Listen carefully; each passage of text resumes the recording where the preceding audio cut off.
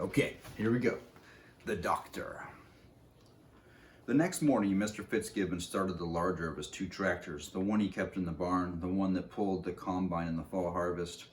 With help from Paul and Billy, he bolted the big dozer blade to the front of it, rumbled it up through the barnyard gate, and stopped near the rose bush. "We'll wait until they come," he said, turning off the engine.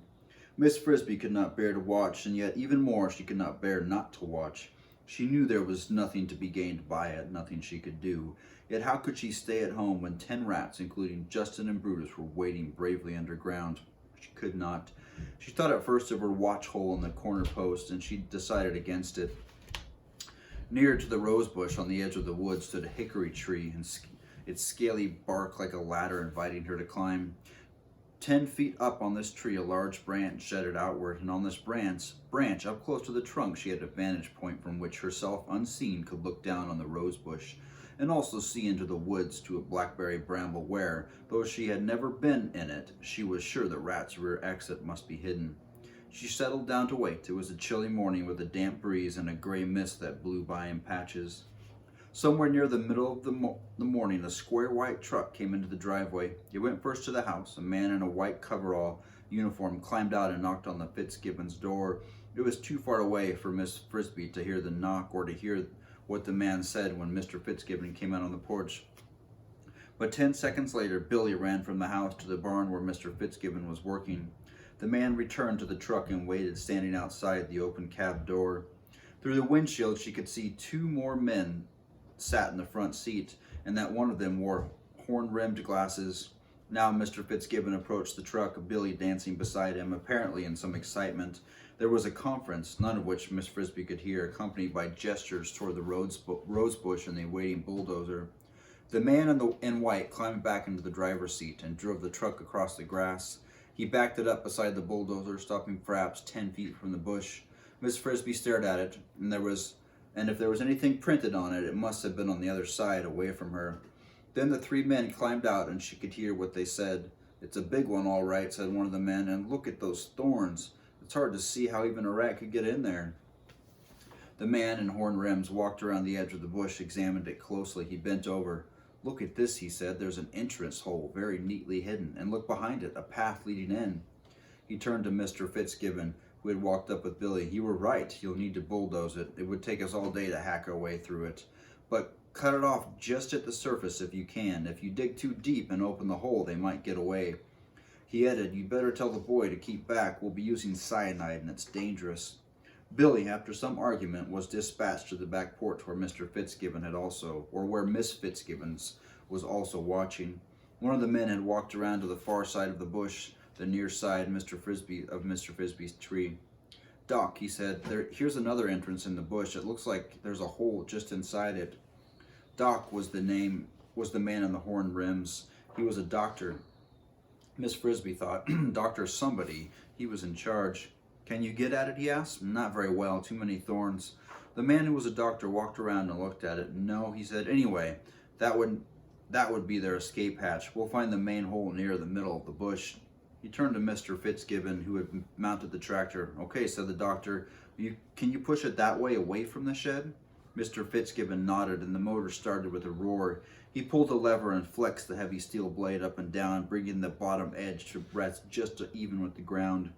The blade was fully 8 feet across. He pulled another lever. The wheels, which with cleated tires as tall as windows, dug in, and the blade scraped forward. The bush fought back and then yielded, angrily snapping and cracking before the inexorable thrust of steel. A single sweep, and a third of it lay in a writhing heap of thorns in a pile 20 feet away. The ground trembled under the wheels, and Miss Frisbee thought of the 10 rats huddled below. Suppose the weight collapsed the earth, caved in the storage room, and trapped them. Another sweep, and a third. Only a thorny stubble now stood where the bush had been. On the porch, Miss Fitzgibbon covered her eyes with her hands, and Billy cheered in excitement. Plainly exposed were 2 holes, a simple round rat hole. There was no trace of the small mound, nor the elegant arched entrance. Arthur had done his work thoroughly.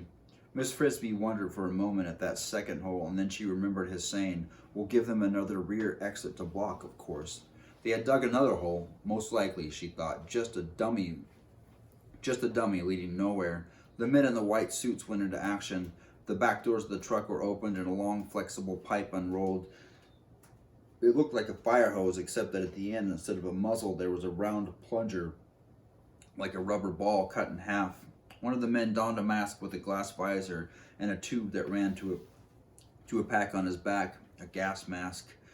The masked man pulled the hose over to the center rat hole and plunged over it, covering it completely. From the back of the truck, the other two took a large box made of wooden wire almost a yard wide and placed it over the second hole. It was a cage with half its bottom was a trap door neatly mounted on hinges.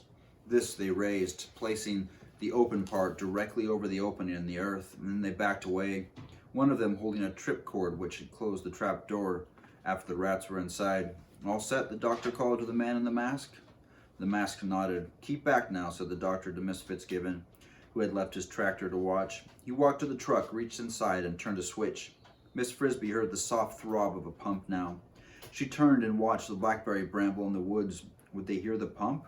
Where were they? Oh, let them come out. Almost a minute passed. The men in white watched the trap. Nothing moved, and then she saw it. Behind the bramble, half hidden by a swirl of mist, a gray-brown shape, a rat, shaking dirt from its ears. Another, then three more. They huddled in silence, waiting. More. How many? 10? 7? Only 7. Where were the other 3? Still they waited. Then, as if by agreement, they all stopped waiting, and they ran, all 7 of them, not back into the woods to safety, but out of the woods toward the stubble of rosebush towards the men. At the edge of the bush, they stopped as if in confusion, ran to the left, ran to the right, and then fled back into the woods again. Now they were out of sight of the men, but not of Miss Frisbee. Instantly, they regrouped behind the blackberry bramble and charged out again, this time in smaller numbers, first 2, then 3, then 2 again. She saw what they were up to. They were not in the least confused. They were making 7 rats look like 20 rats or 40. A steady stream of them in the mist.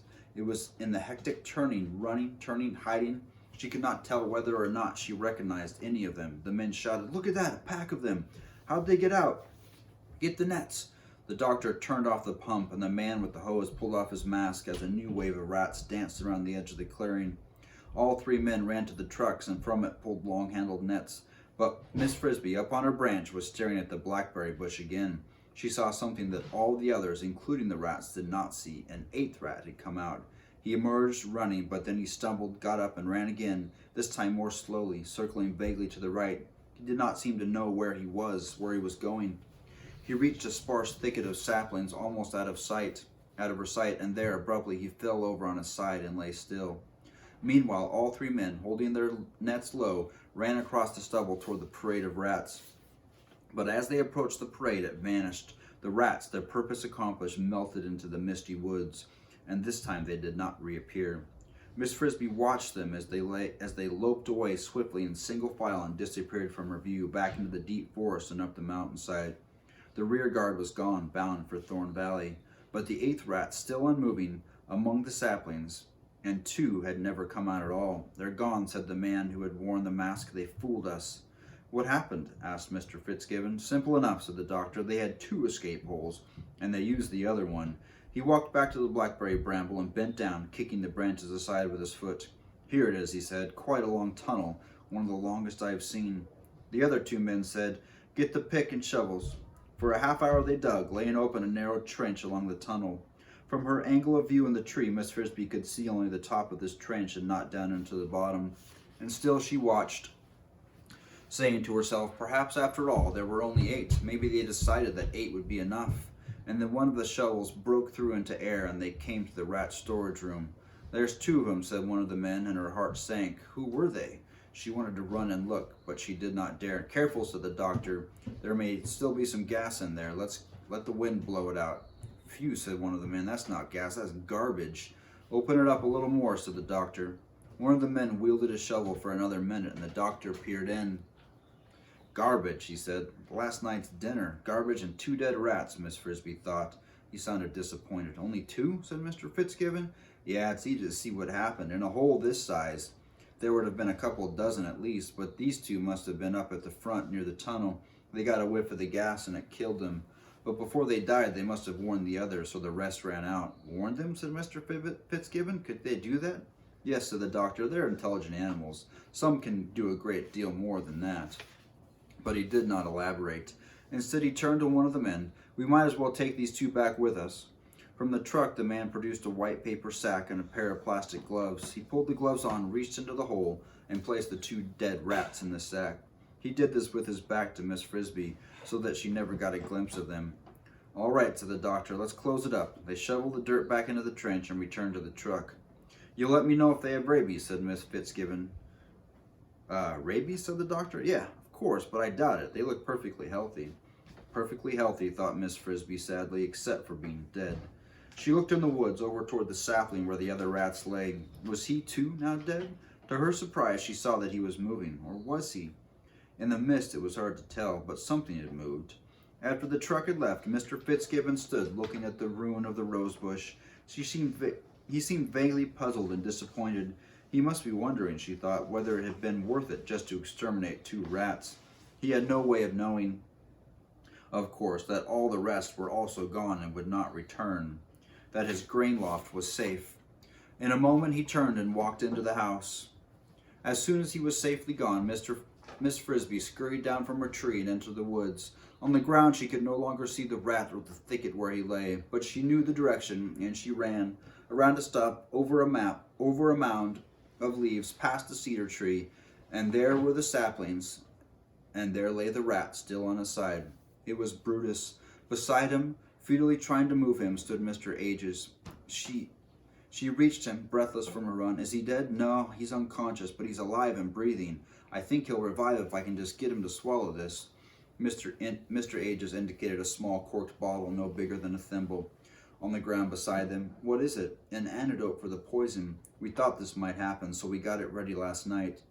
He got just a little of the gas, made it this far, and then collapsed. Help me lift his head. Mr. Ages had been able to lift Bruce's head and the bottle at the same time. Now, with Miss Frisbee's help, he forced open Bruce's mouth and poured in just a few drops of the smoky liquid that the bottle contained.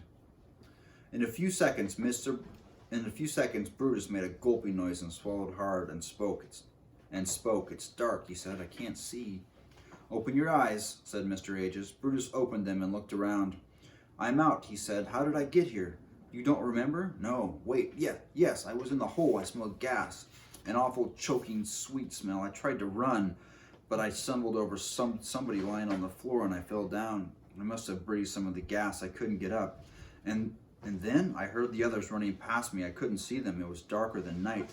Then one of them ran into me and stopped. He pulled me up and tried to run again, but I was too dizzy. I kept falling.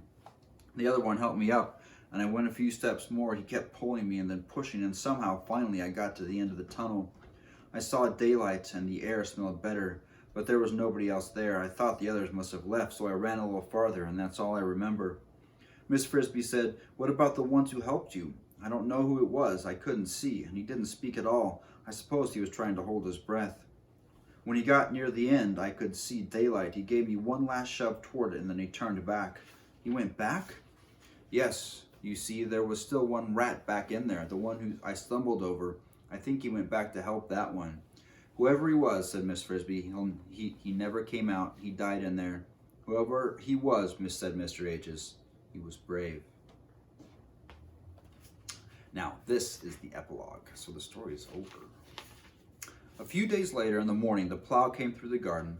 Miss Frisbee heard the chug of the tractor and the soft scrape of steel against the earth. She watched from just inside her front door, fearfully at first, and then with growing confidence. The owl and the rats had calculated wisely, and the nearest furrow was more than 2 feet from her house. Behind the plow on the moist and shining soil, the rudely upturned red-brown earthworms writhed in the frenzy to rebury themselves, hopping along each furrow. A flock of spring robins tried to catch them before they slid from sight. And when the plow was done and the worms had all disappeared, either eaten or safely underground, Mr. Fitzgibbon came back with the harrow, breaking down the furrows and turning them all up again. It was a good day for the robins. After the harrow, for the next 2 days came Mr. Fitzgibbon, the Fitzgibbons themselves, all 4 of them with hoes and bags of seeds, planting lettuce, beans, spinach, potatoes, corn, and mustard seeds. Miss Frisbee and her family kept out of sight. Thoughtfully, Brutus and Arthur had dug their doorway below a tuft of grass so that not even Billy noticed it. Brutus and Arthur and Miss Frisbee did not suppose she'd ever see either of them again, nor Nicodemus, nor any of the others. Brutus, after swallowing Mr. Age's medicine and resting for half an hour, had gone on his way into the forest to join the colony in Thorn Valley. There was no talk of their coming back unless their attempt to grow their own food should fail, and she did not believe that it would happen. They were too smart. And even if they did fail, they would probably not come back to Mr. Fitzgibbon's farm. She thought that it would be pleasant to visit them and see their new home, their small lake and their crops growing, but she had no idea where the valley was, and it would be, in any case, too long a journey for her and her children. She could only wonder about them. Were they, at the moment, like the Fitzgibbons, planting seeds behind their own plow? Some, like Isabel's mother, might grumble about the hardiness of their new life they had chosen, or the hardness of the new life they had chosen. Yet the story of what had happened to Jenner and his friends, if it was Jenner and his friends, to say nothing of the destruction of their own home, would surely help convince them that Nicodemus's ideas were right. The Fitzgibbons finished their planting, and for a week or two all was quiet, but it would not stay that way. The crops would appear, the asparagus was ready to sprout, and for the rest of spring and summer the garden would be too busy a place for mice to live in comfortably. So on a day in May, as warm as summer, early in the morning, Miss Frisbee and her children laid a patchwork of sticks, grass, and leaves over the top of the entrance to their cinder block house, and then carefully scraped earth over it so that it would not show. With luck, they would not have to dig a new hole in the fall. They walked to their summer house, taking half a day to do it, strolling slowly, enjoying the fine weather, stopping on the way to eat some new spring leaves of field cress, some young poke greens, and a crisp, spicy mushroom that had sprouted on the edge of the woods. For their main course, a little farther on, there was a whole field of winter wheat, its kernels newly ripe and soft. As they approached the brook toward the big tree in the hollow, of whose roots they would make their summer home, the children ran ahead, shouting and laughing. Timothy ran with them, and Miss Fitzgibbons was glad to see that he showed no trace of his sickness. It was an exciting time for them in the garden. In the garden, they were always alone with themselves, but along the bank of the brook in summer lived 5 other mice families, all with children. Within a few minutes of arrival, her 4 had gone with a group of others down to the water to see the tadpoles swim. Miss Frisbee set about the job of tidying up the house, which had acquired a carpet of dead leaves during the winter, and then bringing in a pile of soft green moss to serve as bedding for them all. The house was a roomy chamber with a pleasant earthy smell. Its floor was hard-packed dirt, and its wooden roof was an arched intertwining of roots, above which the tree itself, an oak. On her way to get moss, she saw one of her neighbors, a lady mouse named Janice, who, like herself, had 4 children. Janice ran over to talk to her. "You're so late getting here," she said. "We all thought something might have happened to you." "No," said Miss Frisbee, "we're all fine." "But don't you live in the garden?" Janice persisted. I should have thought you'd be afraid of the plowing." "As a matter of fact," Miss Frisbee explained, "they didn't plow the particular spot in the garden where we live. It's behind a boulder." "You were lucky." "That's true." More than that, Miss Frisbee did not tell. She had agreed to keep a secret, and she would do as she had said. Still, she thought after quite a long deliberation it was probably all right to tell her children, first making them promise to keep it secret. They were, after all, the children of Jonathan Frisbee.